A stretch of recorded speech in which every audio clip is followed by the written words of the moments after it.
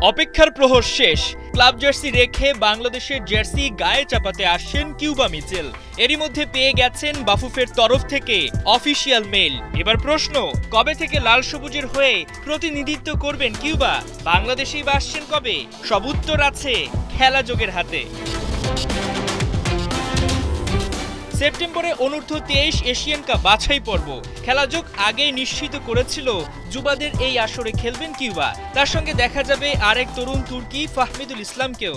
আগস্টের শুরুতেই ফর্টিস গ্রাউন্ডে শুরু হচ্ছে অনূর্ধ্ব 23 দলের ক্যাম্প, যেখানে শুরুতে 10 থেকে 12 জন ফুটবলারকে নিয়ে বাছাই পর্বের নীল নকশা আঁকবেন সাইফুল বারী টিটু।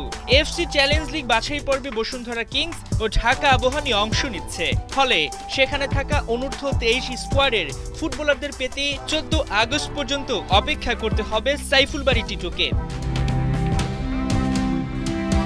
অপেক্ষা করতে হচ্ছে কিউবার জন্য। ক্যাম্পের শুরুতে ইংল্যান্ড প্রবাসী ফুটবলারকে পাচ্ছে না বাফুফে। 14 আগস্ট ইংল্যান্ড থেকে ঢাকায় উড়াল দিতে পারেন এই প্রবাসী ফুটবলার, তবে সুযোগ হলে আরো আগেই আসতে পারেন দেশে। অবশ্য ক্যাম্পে পরে যোগ দিলেও তাতে বড় কোনো শঙ্কা নাই। নিজেকে বেশ ভালোভাবেই প্রস্তুত করছেন এই আপকামিং সুপারস্টার।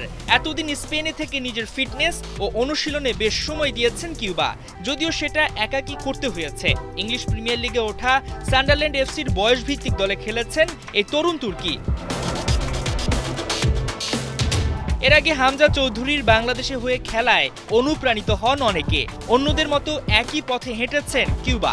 বাবা জ্যামাইকান, মা বাংলাদেশি হওয়ায় লাল সবুজের হয়ে খেলতে তার জটিলতা তৈরি হয়নি। বাংলাদেশি পাসপোর্ট পেয়ে দিন গুনছিলেন বাফুফের অফিসিয়াল কলের জন্য।